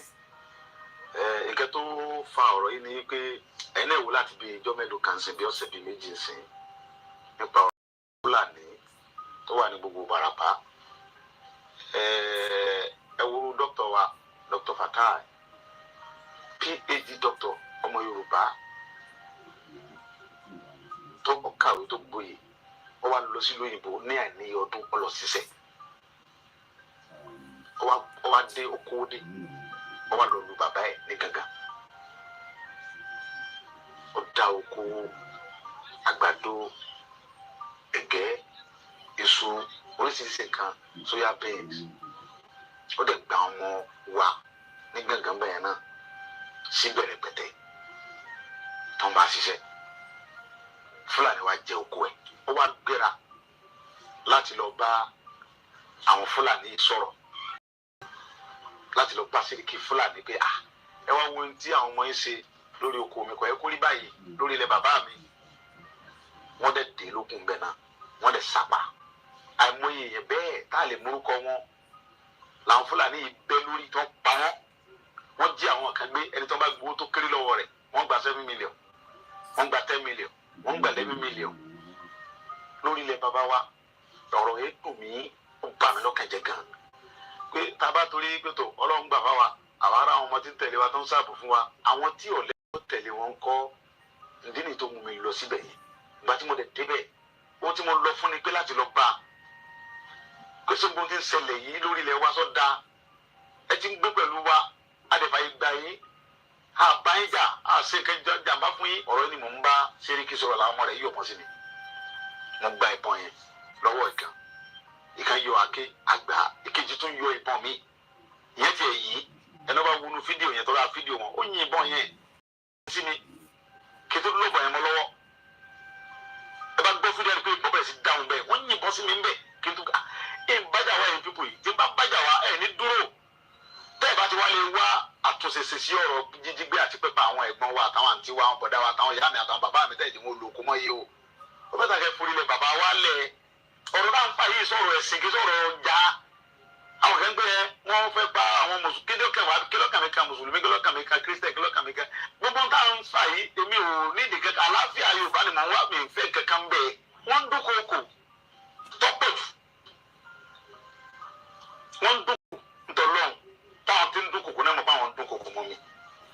Ṣùgbọ́n ohun tí èjé kí ẹrù bà mí ni pé ó ń bẹ nínú Bíbélì pé tí ẹ bá ń jà fún ẹ̀tọ́ ẹ̀ lórí nǹkan bàbá rẹ̀ tó bá kú síbẹ̀ kò sí nǹkan kan. Torí pé mo mọ̀ pé gbogbo nǹkan tó ń ṣe yẹn fúngbà díẹ̀ ni wọ́n ń dúnkòokò. Àti bí ìjẹ́ ẹni tọ́rọ̀ ti ṣẹlẹ̀ ń sìn ni wọ́n ti ń pè mí, àwọn fẹ́ wá wọ́n máa arrest mi, wọ́n ti ń send message oríṣiríṣi pé wọ́n fẹ́ wá gbé mi nílé. Ẹ̀rù kankan sì bà mí. Gbogbo àwọn ọba tó wà bẹ̀ pátápátá inú wọn dùn, wọ́n sì fọwọ́ sí pé ìyà tí ń jẹ àwọn etí tó àwọn òfin fẹ́lá lórí ilẹ̀ bàbá wọn mọ́, pépà ti tó àwọn tí wọ́n ń pa iná làwọn jọba lé lórí. Tí fídíò sì wà, àwọn ọba gan ni wọ́n ń pè mí pé ìyà tí ń jẹ àwọn yìí ti tó, àwọn tí wọ́n ń pa àwọn ọmọ àwọn tó ń pa yìí lọ́jọ́ ọ̀la àwọn náà làwọn sì jọba lé lórí. Ó ti tó bẹ́ẹ̀, kò sí àgbààgbà Yorùbá tínú rẹ̀ ò dùn sí pé kò sínú àgbà ẹ̀rù ń bà wọ́n náà ni, ẹ̀rù ń bà wọn bàbá wa ni. Inú tí wọ́n ní òdùn bí wọ́n ṣe ń pa wá bí Fúlàní ṣe ń jí wa gbé tó ń gbowó lálá lọ́wọ́ anúwò ọdún. Ṣùgbọ́n ẹ̀rù ń bà wọ́n kọ́ bà wọ́n yọ wọ́n nípò ibi tí wọ́n wà. Sẹ́wọ̀n yìí pé nígbà tí wọ́n ń jí àwọn aráàlú gẹ̀gẹ̀ gbé tí wọ́n ń pa wọ́n. Tẹ́lẹ̀ kankan sọ̀rọ̀ ń bọ̀ ya wọ́n lọ jí ọmọ ọba gẹ̀gẹ̀ gbé, ọmọ ọba tí ń bẹ lórí gẹ̀gẹ̀ lọ́wọ́lọ́wọ́ wọ́n jí ọmọ bàbá gẹ̀gẹ̀ gbé fúnra ẹ̀ tó fún kó díẹ̀ bí wọ́n sì gba 4 million lọ́wọ́ bàbá fún tó gbọ́ ọmọ bàbá fún bàbá àwọn Fúlàní. Torí pé ń bọ̀ ọba ya àyè ti gbà wọn Fúlàní ìdòdò pé wọ́n wá gbé ọba fún ẹ̀ lọ́wọ́ àfi wọ́n ní kọ́ lọ kí wọ́n lọ dáwọ́ jọ. Àwa Yorùbá sì sùn, a sì dákẹ́, a sì sọ̀rọ̀, àwọn bàbá wa dẹ̀ dákẹ́. Mo kí gbogbo aláǹkan sí almost àti olóyè Ìgbòho àti Mallam Baba Garuba. So let's come back to the history. Now, we are still dealing with the question asked from our comment section. Nípa being confused as Yoruba person in Sweden. The heavenly being descended, bringing with them a chicken, a palm nut, and a small pot filled with a quantity of earth. Bí a ṣe ṣẹ̀wá ni wọ́n ṣàlàyé fún wa. Òyìnbó lè má ṣàlàyé fún yín bẹ́ẹ̀. Okay, they're not going to tell you who you are. Wọ́n ní sọ bẹ́ẹ̀ ṣe jẹ́ fún yín. Their leader was Oduduwa. When they reached the surface of the water, they poured out the earth contained in a small pot, and it formed a small piece of ground. Odiile. Then they put the chicken on this ground, and the chicken went to work scratching the ground with its claws, and the ground spread and spread, and over time became the continent of the earth. You don't need any scientist to tell you these. They then sowed the palm nut on the ground. It then germinated. Kílódé tá ṣe máa ní tá bá spill nǹkan kúrò lẹ́nu wa sílẹ̀ nílẹ̀ Yorùbá. Pia agro. It became the first plant in the world. Do you expect the British to come and tell you that àwọn làwọn kọ́kọ́ ní the first plant in the world? All this is something that we, the Yorubas, must do to preserve who we are, so that this can be translated in all the language of the world, so people know our true identity. How are they going to know your identity when you've already been known as Nigerians? How do you expect them to tell you your true identity when we are already carrying a fake identity called Nigeria, subject to those of you that have other nationalities. And all these is the reason why we are saying we need to exit Nigeria so that we can go back to our true identity. It's coming up to almost 6 in the morning. The heavenly beings themselves became the first humans. Oduduwa became the progenitor of the first people in the world, the Yoruba people, and therefore the progenitors of all humans. This little story or myth might make our children laugh. But what they no understanding it. But for the historians, but to the historian, it is something very serious. And that is why that is why I make sure what Gabale. That is the reason why our Congo fight it now. Don't expect the British to come and fight on your behalf. The same people that colonize us, the same people that destroy who we are, and these are the people that you expect to come and tell you who you are. Really? So you're expecting the British to come and tell you who you are. So the question is, as a matter, I am always confused about my tribe. The Yoruba wanting to separate from the present federation. What federation? What federation? The whole structure of Nigeria is fraud. Maybe some of you have left Nigeria for too long and you don't have the better understanding of what that nonsense British colonized countries today. And this is the reason why we are here to take you back stage by stage and explaining things bit by bit. And maybe I should just remind that person that for even 30 years today or 25 years, every politician operating that entity knows the truth. But they're not going to tell you the truth because the truth is bitter.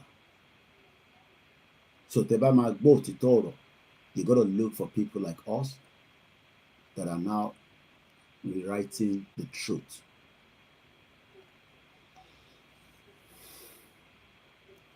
Like I said again, Biashishewa could be like a joke to some of your children, but to the historian, it is something very serious and very important.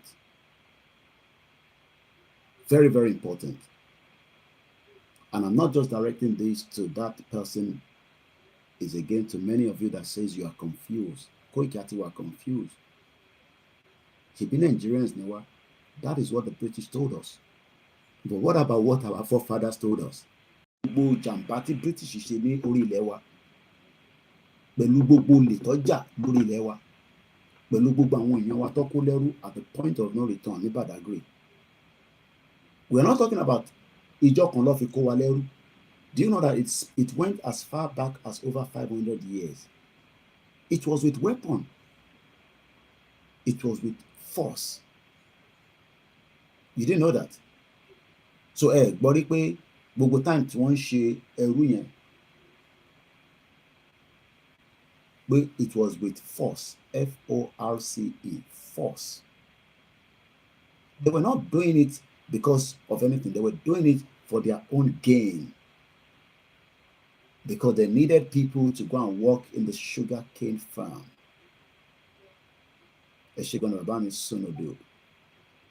Don't be a pretender. BT616 said the fight is for the youth. 67% of Nigerians are below the age of 35. That is the key to the liberation of Yoruba nation. Our elders TJ Dodo and want to shake me, just like what I put on my lips all the time. And want to loro. And want to know. Don't expect Tinubu to tell you the truth. Even though Tinubu used Yoruba nation in the 1999 during his campaign as a governor. They all know the truth. But they are now in the power of corridor, the Bodejo, no, the Oshobas, the people that are close to the corridor of power. The corridor of power is sweet, but it is temporary. Buhari that was there, dead or alive, is no longer there. Jonathan that was there before is no longer there. Rishi Sunak was one time the prime minister, is now known as the ex-prime minister. Theresa May is still alive, one-time prime minister. Margaret Thatcher was a one-time prime minister, she's dead. So we're only here for a little time, but we must preserve our history. Nigeria is not going to preserve it. Nigeria is not going to respect it.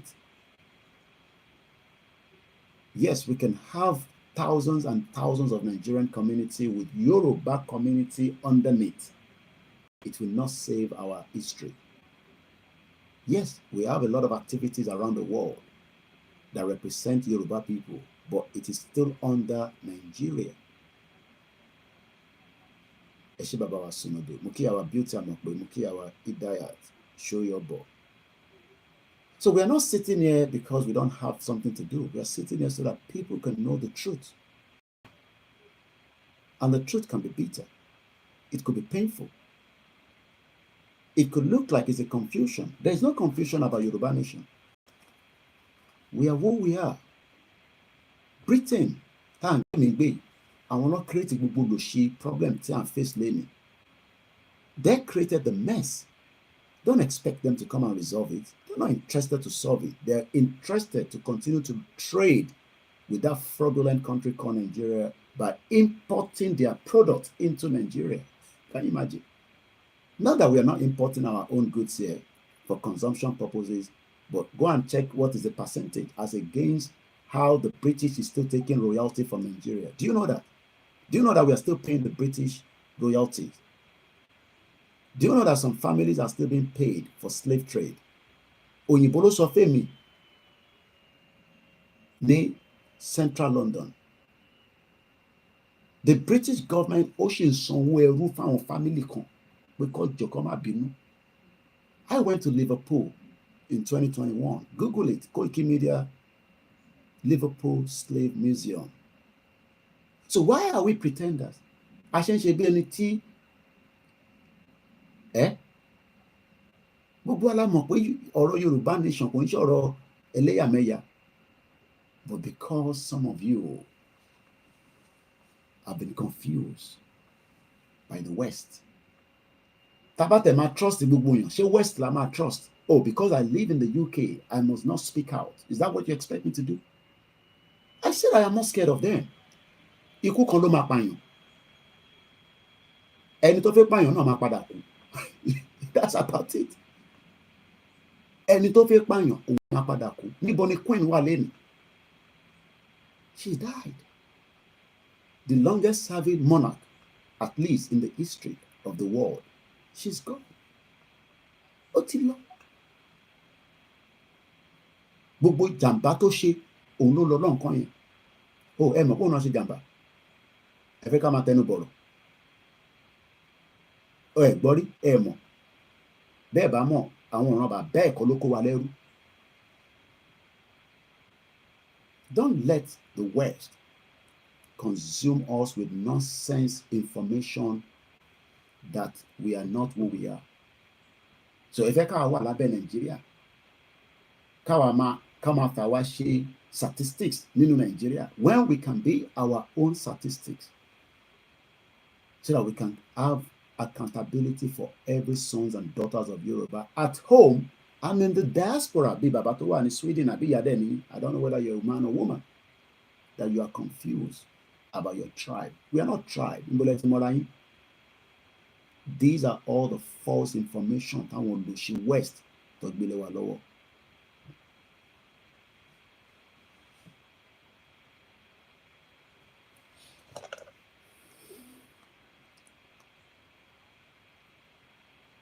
Let's go back into this. I need it, àwọn mi nìkan ló ní tablet nínú èmi nìkan ni mo ní tablet nínú ilé. Ẹ ràn mí lọ́wọ́ kí n lè ra tablet.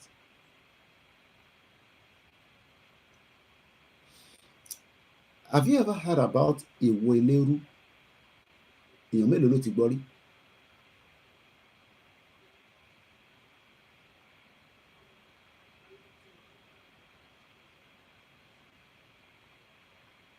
How many people have ever heard about èwo eléru? Mo kí ẹ Tokyo 778.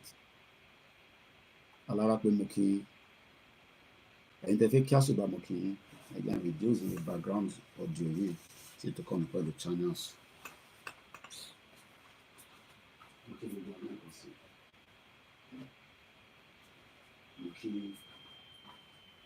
Mom, me dada for bringing me up for kind of day like this. But tó bá yẹ pé àwọn ìyá tó ń ṣẹ́yún ni, just like many of you ń ṣẹ́yún lẹ́nìí ní Nàìjíríà, while almost 16 years old ní Europe lè bímọ, but àgbàlagbà tó wà Nàìjíríà ń ṣẹ́yún. Àbí? Is that not what is happening in Africa? 16 years old, a ṣe jigijigi, a bímọ kalẹ̀, wá gbà. Tó bá náà ń fẹ́ mọ wá máa bá tọ́, but àgbàlagbà tó wà nílé torí pé kò rẹni tó máa support ẹ̀, because kò sí government. I am Sophie, good morning. Why are we like this? Why are we like this? Ìbéèrè ni o. Ọ̀rẹ́ mi dáadáa ṣe wọn kí n bá lóye. The last time I met him was in 2019 in Yaba when I went to pick up my INEC accredited information. Mo kí àmì comfort ológunjà. Kò ní bàjẹ́ fún yín mọ́mì. For the last 3 years, this woman and this sister in America have stood with this platform in team. All she says is just focus because one more will deliver. British colony are still paying good. Are still paying. Washing some òyìnbó ló sọ fún mi nínú protest kan. Kò ń sọ̀rọ̀ gbàgbà bẹ̀rẹ̀ Yorùbá nation náà. Only the British government is paying the people that bought slaves. Pé ẹgbà ẹ má bínú, wọ́n sanwó fún wọn. And you are there defending these. Ọmọgbọ́lá àwọn ọba sọ pé the truth must be told. That is the only way tá lè fi liberate ara wa. Koiki ẹjọ́ tẹ̀ ń rò tí ẹ jẹ́ kó pọ̀. Ẹjọ́ àkọ́kọ́ gbọ́dọ̀ rojọ́ kalẹ̀. I don't pray that we go and fight and kill each other. Bí a ta bá rojọ́ títí bóyá àwọn tí à ń rojọ́ fún, maybe they will have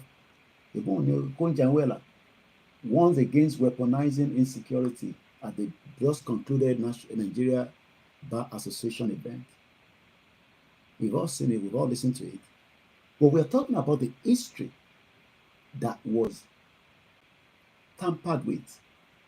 Why have they tampered with it? Because they knew that the future to come, we should not know anything than what they want us to know. I just want to monitor my screen from here. A very good morning. If you're new to this platform, Iwo Eleru is in Ondo State. You're right, I am Sophie. I'm going to talk about it in a minute. Why am I doing this program this morning? It's just as we do all the time. But the reason why I am responding back to these our comments from Sweden, Koiki, why are you all trying to change Yoruba tribe into what is called Yoruba Nation away from the Nigerian Federation? Which federation? Which of the federation? But àlàyé la máa ṣe fáwọn èèyàn kò tí mú jàdání mo kí gbogbo èèyàn wa at 6 o'clock in the morning. I want to see if I can find the video. And if you have not watched or listened to this before, you can also do a quick Google search and it will pop up. As we say, we must not be allowed to be intimidated by anybody. We are Yorubas and we will defend that territory with our word. Iwo Eleru as in Ihoeleru. Iwo Eleru, formerly known as Iwo Eleru, is an archaeological site and a rocket shelter. Oh yes, on Benny, I got the message that the colonies are still paying British indirectly. Mommy kan pè mí, sensitive place, nothing she shared with. She told me that we are still being told to pay, and we are paying royalty to this country. I won't go further. Very sensitive place, nothing she shared. She told me that she works within that sector, and she cannot share anything with me because they will know, but she confided in me.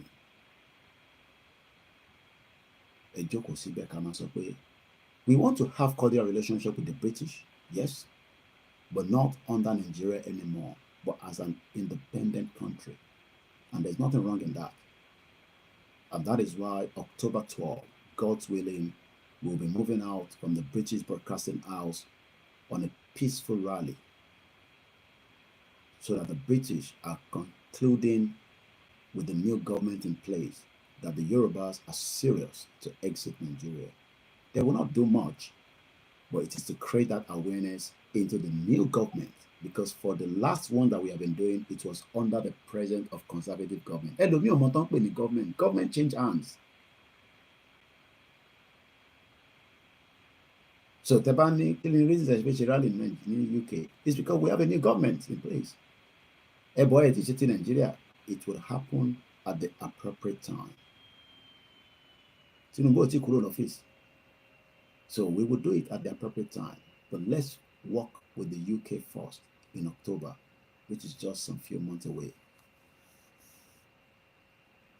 Iwo Eleru, formerly known as Iwo Eleru, an archaeological site and a rocket shelter, features later Stone Age artifacts from during the late Pleistocene Holocene transition. And what does that mean? The Pleistocene, as in Pleistocene, is the geological epoch that lasted from the C.2.58 million to 11,700 years. There will be years don't sorry. Omo Yoruba one defend in Nigeria. Women, oh, I said yesterday, I worked and I am proud to have served the Nigerian community in this country for 10 years without being paid. I was proud to have done it because it was a clearing call, as at the time I pulled out to say I wanted to serve them. Because any talk with me about the Nigerian community, nobody called me. I went there and I called myself into them. We're talking about over 11,000 years ago, spanned that most recent period of the repeated glaciations before a change was finally confirmed in 2009 by International Union of Geological Science, the cutoff of the Pleistocene transition, which is located in the forest savanna in the village of Isarun. Isarun is a village in Ifedore in Ondo State. But they have to put Nigeria because that is what it is known according to the world. It lies 24 kilometers of Akure, the state capital. The village gained international attraction in 1922. How are we like this? I mean, how are Yoruba feeling as if we are stupid idiots, and we are not? Educated idiots defending nonsense for their own only selfish gain. Wọ́n sọ̀rọ̀ nípa ilẹ̀ wa pé wọ́n rí nǹkan kan níbẹ̀ tó jọ wọ́n lójú tí wọ́n bá pàdé rí láti jọ́ tó ti ń ṣe ilé ayé. Ṣèbí mo sọ fún yín pé at the beginning of the earth, At the beginning of the earth, according to Baba Kitoye, bí Olódùmarè ṣe dá wa. And let me play the video to back what I'm about to read more further.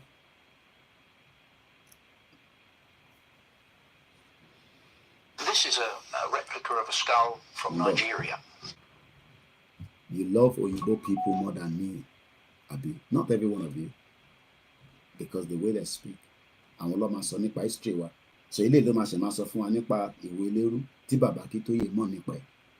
As an historian that studied in Ile-Ife, that studied and lived in that system before he traveled and further educate more people in America. So ìwọ tí o ṣe wá dé nísìn, how lẹ́yìn? Mo ń béèrè ni o. Ẹni tó bá ju Baba Kitoye lọ ni olóyè máa bá mi argue pé irọ́ ni mò ń pa. Oh, ẹ̀yin náà ti kàwé díẹ̀ bí Baba Kitoye. Really? So you are going to dispute Baba Kitoye? Koiki, shut up. Kí ni Baba Kitoye mọ̀? Let's be careful. Bàbá yẹn wá ń lo the last strength tọ́lọ́run fún ní àgbà ọjọ́ orí ẹ̀ pé ìran yìí kò jẹ́ kó wà níbi tó wà.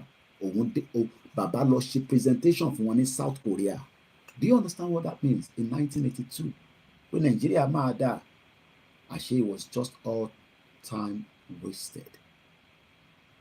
Do you know how many of us have borne our strength trying to work with Nigeria? Like I said, I did regret working in the community. Will I do it again? No. My contacts are still there. I still have good cordial relationship with every single one of them, but I will not participate in any of the nonsense called Nigeria community with whatever they are doing. Let them do what they are doing, because I'm Nigerians. That does not mean if I have to engage in the embassy, I will be there with the country still existing, and if I need anything from there, I will have to go there. And like I said, I will be there soon. I don't live in Africa, I live in Europe, where there's rules of law. And as long as Nigeria continues to exist, we will engage Nigeria in any format and ways. Ìjọ tí kò bá exist mọ́, then we don't have to engage it. And tó bá fi máa lo Nigeria kan máa lo lókè ọ̀yà. And it was dug up in 1965 by Thurston Shaw and his team, an archaeologist. It is about 13,000 years old. Did you hear that? And it's about 13,000 years old. Wọ́n rí agbárí kan nínú Ondo state níbẹ̀ yẹn. Ta ló bá máa fly lọ sí Ondo lójoojúmọ́? Bọ̀ púpọ̀ ní fi lọ sí Spain lọ ṣọlidé. Ẹ fi lọ sí Italy lọ ṣọlidé. Ẹ fi lọ sí Cyprus lọ ṣọlidé. Ẹ fi lọ retire gan sí African country míì gbọ̀ kàn ṣe Nàìjíríà. Tẹ bá lọ Nàìjíríà dé Ondo mọ́ torí àyà yín ń já pé àwọn ìyá àjẹ́ kan wà níbẹ̀. Ìdí nǹkan tó fún wa nìyẹn, impression tó fún wa nìyẹn. Pé tá bá lọ sí Ondo wọ́n máa pa gbogbo wa. Pé tá bá lọ sórí ilẹ̀ wa wọ́n máa pa wá. I am talking about the spiritual side now. If Ondo was running on air condition, àjẹgún á máa sá. Torí pé òtútù á máa mú wọn. Ẹ wá wo bí tá bára wa lé. Àwọn ilé wa ń ṣe presentation nípa nǹkan tó ní wọ́n bá pàdé. Pé nǹkan báyìí ń bẹ lórí ilẹ̀ tẹ̀yìn. Kí lè rò pé àwọn òyìnbó ṣe destroy Benin Empire?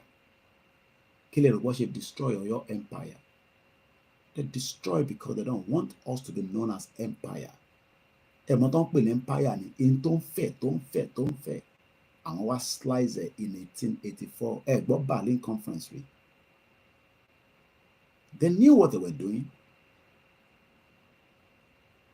Do you understand? Botswana found diamond, but they have to pay them 10% out of it on their land. In Botswana, the second largest diamond in the world, but the people that owns it have sold the land to a Canadian whatever company that manage the land on behalf of Botswana. So àwọn Botswana ò láwọn tó rí ẹ pé that is part of what they've done. Why do you think there's fighting going on in almost every African countries, from Congo to Sudan to everywhere? Because when there's stability in those regions, why do you think they're using cow as a disguise to fight us? Cattle herders and farmers are fighting They are not fighting. It's terrorism. And as I was waking up this morning, before I go back to Eleru, I picked up this and I posted it straight away from the Sahara Reporter. In Yobe State, continue to defend Nigeria. Just pray that Nigeria does not happen to you. Anything Nigeria about to happen to one anything kìíní kan bá ṣojú ẹ̀ wọlẹ̀ kò ní bá wọn bú ọba kìíní kan mọ́.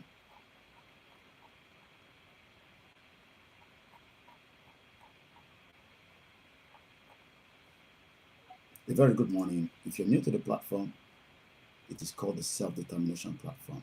Do not disrespect this platform. I will kick you out. Because I jókòó sí bíbá láti wá ṣeré. In tó ń dùn wá lọ́kàn, òun làwa ń sọ ní bíbá. Mo kí bàbá mi àgbẹ̀ lọ́ba. Àmọ́ náwọn kan àgbẹ̀ lọ́ba, bó wọ̀ jẹ́ kó ṣàgbẹ̀. Truck yesterday wà ní eléwé ẹran. Ṣé eléwé ẹran ni ní Abẹ́òkúta police station? I won't go into all the details. Fáwọn tó ń jẹ oko lóko. Tọ́ba àtàkì òun padà nísìn wọn náà ọmọ Yorùbá nation ni, wọn náà ọmọ Ìgbòho ni. Àwọn kan dẹ̀ ń jọko wa. Bá dúpẹ́ fáwọn ọlọ́pàá níwọ̀nba agbára tí wọ́n ní láti ṣiṣẹ́ tó yẹ kó ṣe. I'm not here to defend Nigeria, but I'm just saying that our people are suffering and we're still engaging both the police and the DSS. I was still on the phone with the DSS up to last week, and they've now acted. Como bí wọ́n pé kí ló dé kí làwọn èèyàn wá ṣe tí wọ́n ṣe jàǹbá fún wọn tẹ́ẹ̀ dìde. They don't have the powers. Let's hope the new DG, before Nigeria collapsed, will go after the criminals and leave the farmers alone. Sitting abroad and think that what you're looking at in the picture from what Tinubu is telling you, instead of it can wonusale, can lower pain that one go through. And the Yorubas are the one endorsing and supporting this criminality as well. I won't go into all the details. So that I joke with for every blessed day of my life, I wake up, I'm dealing with all multiple different problems.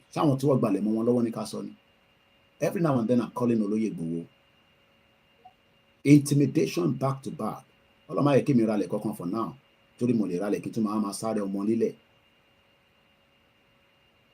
Up to last week, mo ṣì ń polóyè. Kíyàn ní C of O, kọ́dẹ̀ tó fẹ́ gbalẹ̀ lọ́wọ́ ẹ̀. Irú intimidation wo nìyẹn? Irú society wo nìyẹn? Ṣé irú life tẹ́fẹ́ ká máa gbé nìyẹn? Ti bá ara lé sí London ṣọ́tún intimidate mi tí mo san mortgage mi. Ra mortgage tí mo wà nínú flat mi tí mo rán manager. Up to last week, I was still calling Chief Sunday Igboho.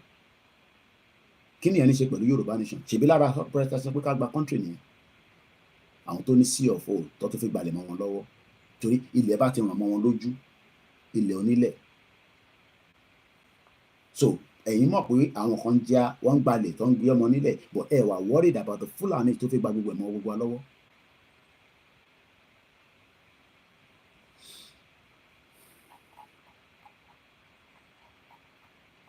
Just want to give us this.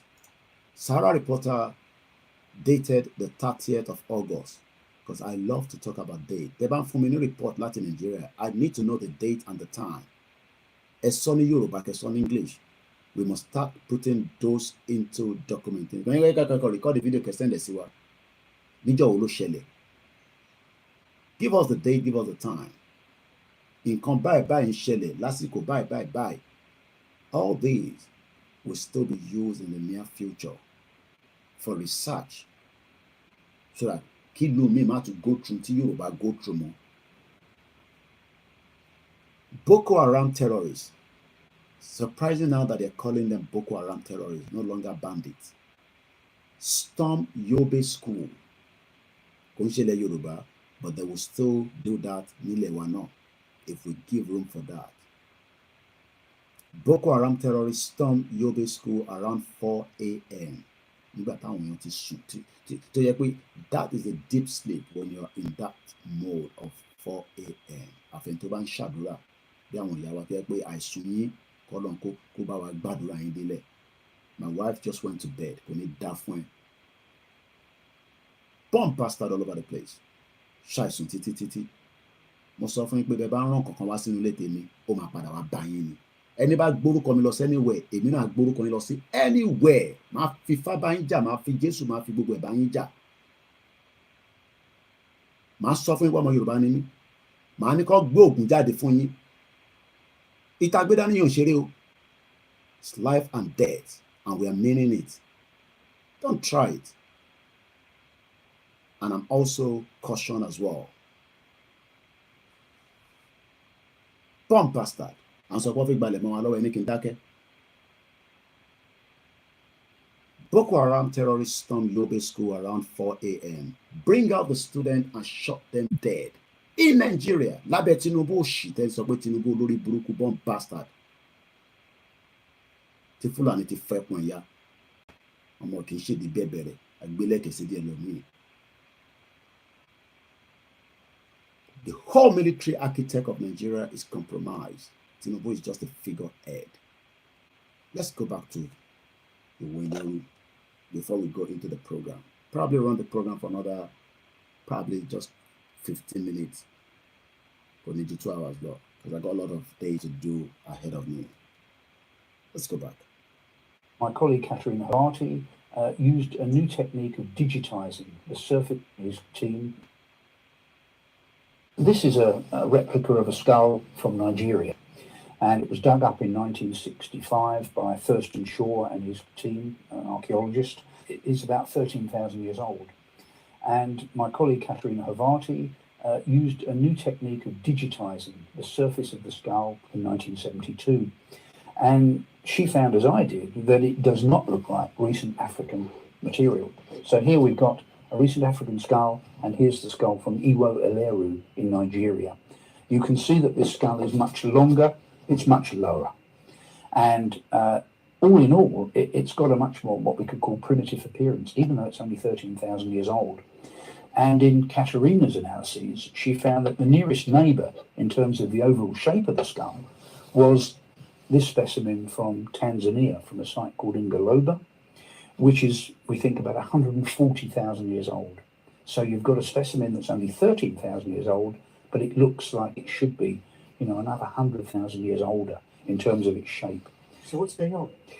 So this suggests that human evolution in Africa was more complex, that the transition to modern humans was not a straight kind of transition and then a cut-off. The archaic humans did not necessarily die away once they'd given rise to modern humans. They may have been living in some parts of Africa alongside, in a sense, their descendants, and perhaps exchanging genes with them. Just as Neanderthals seem to have interbred with people outside of Africa, archaic humans in Africa could have been interbreeding with modern humans inside of Africa, and this skull may show a reflection of that interbreeding between archaic and modern humans.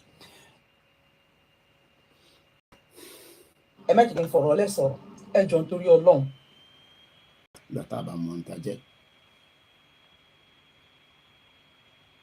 When we have something and we let it go, that is why. So I've just gone back a little bit to the history because of the comment that somebody asked me, who are we and why are we trying to remove Yoruba people from the federation of what is known as Nigeria? And there's nothing called Nigeria like I said. It is all fraud. So again, before I leave that, because I want to now touch on the topic for the next probably 10-15 minutes. Thank you, sir, according to the comment. Greetings from Sweden. As a matter, I am always confused about my tribe, Yoruba, wanting to separate from present federation. Most of us need more information about the whole thing, as I said, why and how. And I hope with my little analysis this morning, this individual have now understood. You can go through my website, KoikiMediaInternationalNews.com, where I have dedicated a page on that website where you can download these and read it for your own consumption. And don't be stupid, because no Western will tell you who you are. you need to find out who you are yourself. Now, because of the time, like I said, and I want us not to sit here the whole day, as I have other engagements myself that I have to deal with, for the day. Let's go straight into days again. We read a little bit yesterday, and I'll continue to read it until we all understood properly. This was put together in the newspaper of December 30, 1964. This time around, I will read everything through without any kind of analysis like I did yesterday. It was in the West African Pilot newspaper that was published in Lagos, in Yaba. This newspaper was founded by Nnamdi Azikiwe, a frontline of the Nigerian nationalists in 1937. And this goes like this. The problems we are having in this country now didn't start today. Here is something from the archive statement by Mallam Baba Garuba that was published in December 30, 1964, issued of the West African Pilot, the newspaper published in Lagos, Nigeria. This newspaper was founded and published in Yaba, Lagos State, Nigeria in 1937 by Nnamdi Azikiwe, the frontline Nigerian nationalist. The paper served as his mouthpiece and that of others. Below is Mallam Baba Garuba disposition on the state of Nigeria as they see it from the northern periscope. The conquest to the east is now in sight. When our God sent Ahmadu Bello said some years ago that our conquest will reach the seashores of Nigeria, some idiots in the south were doubting its possibilities. Today, have we not reached the sea? With a question mark. Lagos is reached. It remains Port Harcourt. It must be conquered and taken after December 30, 1964. I remember when the NCNC and the AG were boasting about their daydreams of snatching power from us. Today, their great brains are in our bags. Imagine such personalities as Akintola, Benson, Davids, Akinjide, Olowo Feyeku. I still hope that it will not be long when Okpara, Adegbenro, and Amano Kano will come to beg. Oshabe and other Midwest leaders are halfway to us. As for Awolowo, he will spend the last days of his term of imprisonment there for his inordinate ambition. Some southern fools must understand that to suggest secession after their defeat is suicide for them. Let them think about all these things and understand the implications in secession. A. Where is the Nigerian Military Academy with a question mark? B. Where is the Nigerian Air Force base built? Question mark. All these are up here in our region. After the election, we will call upon our leaders to make a northern the leader of the Nigerian army. Those who propose in Rosy are daydreamer. After the next 5 years, those southern so-called educated fools must realize where they are. Once we will be able to connect the Borno Railway with those of our brothers in the neighboring countries, and from there to Egypt, we can allow secession to take place.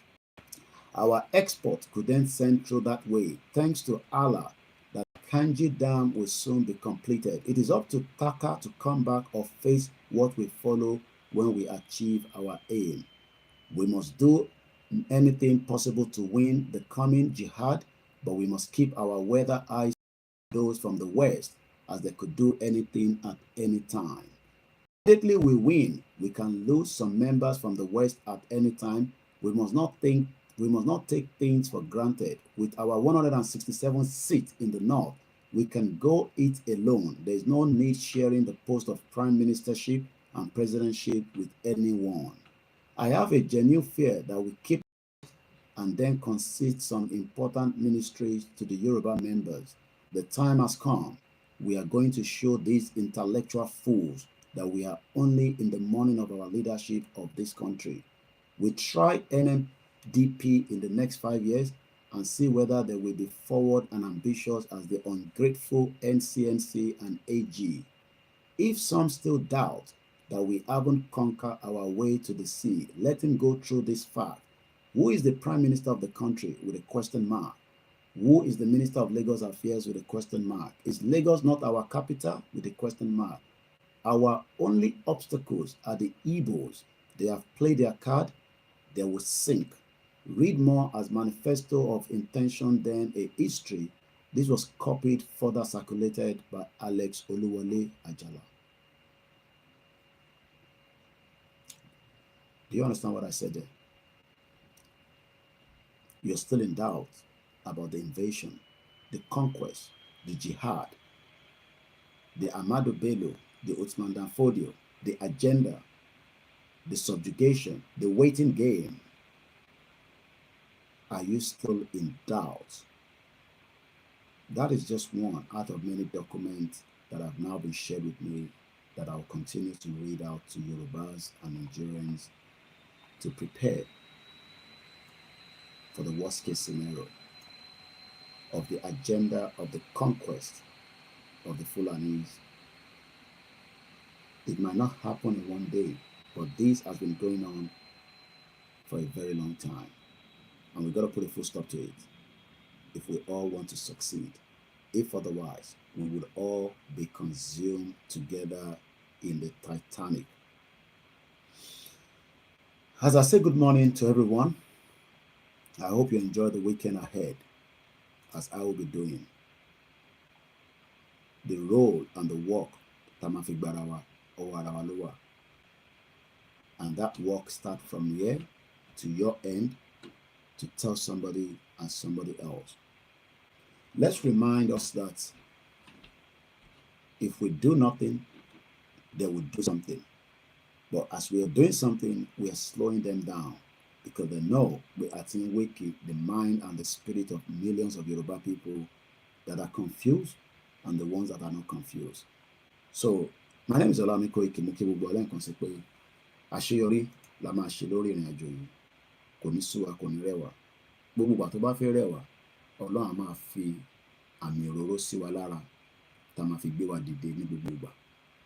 They think that we can be tired, but like I said to them, we will just remain strong. I will not be diverted. We remain focused because we know the threat that we are all facing.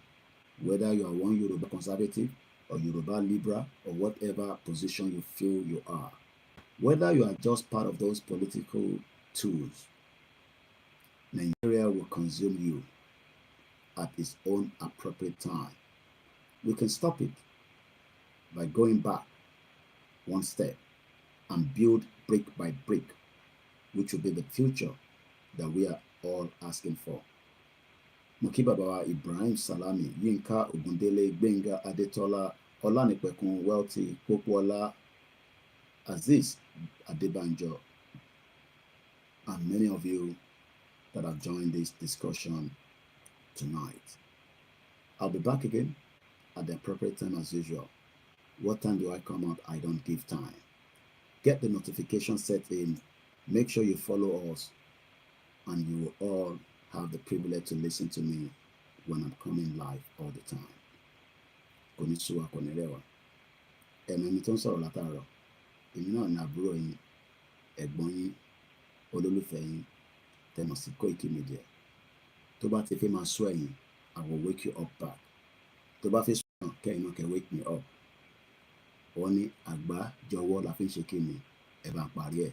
Mo kí bàbá wa Ọmọnìyí, bàbá mi Jimmy Koya, from Sango títí dé Eléwé Ẹran, títí dé Ṣàkóso, títí dé Èkìtì, lọ sí Oǹdó, lọ sí Ọ̀ṣun, lọ sí gbogbo Kwara State dé Kogi, dé gbogbo ẹ̀yin tẹ́ wà ní Lagos State, gbogbo ẹ̀yin tẹ́ ń bẹ ní Ìbàdàn, gbogbo ẹ̀yin tẹ́ wà ní gbogbo àgbè tí ẹ ti rò pé kò ní ṣeé ṣe. Ó kù díẹ̀ nìbọn ró. Ẹ sọ fáwọn olóṣèlú pé let us sit together and discuss this. Àtàfà àti babaláwo àti àwọn ọmọ Yorùbá, do we want to remain one Nigeria? It's a question that everybody is running away from, but it's a question that needs to be dealt with before it is too late. Like I said, the crisis will erupt from their end. We will pick on it, or it can start from ours, it could start from the southeast, it could start from anywhere. As Obasanjo said, Nigeria is just sitting on the keg of gunpowder. Ire o, iṣẹ́ wa fúnlẹ̀ wa, forílẹ̀ Yorùbá kàgbéga falẹ̀ rí ìgbà ní pé láti bẹ̀rù làbọ̀ mọ́ ká ṣiṣẹ́ kájọlá ìṣọ̀kan àtòmìnira nìkẹ́jẹ́ ká máa lépa ìtẹ̀síwájú fọ̀pọ̀ ire àtòhun tó dára ọmọ Oòduà dìde bọ́ sípò ẹ̀tọ́ rẹ ìwọ ni ìmọ́lẹ̀ ògo adúláwọ̀. I didn't mention your name. Yemi Fatoki Mukie, Spark Lizzy, thank you. Bamidele Ali Muki Dr. Aliyu now. And to all the Yoruba medias that are working tirelessly, I salute you all. I will remain your last man standing. Good morning.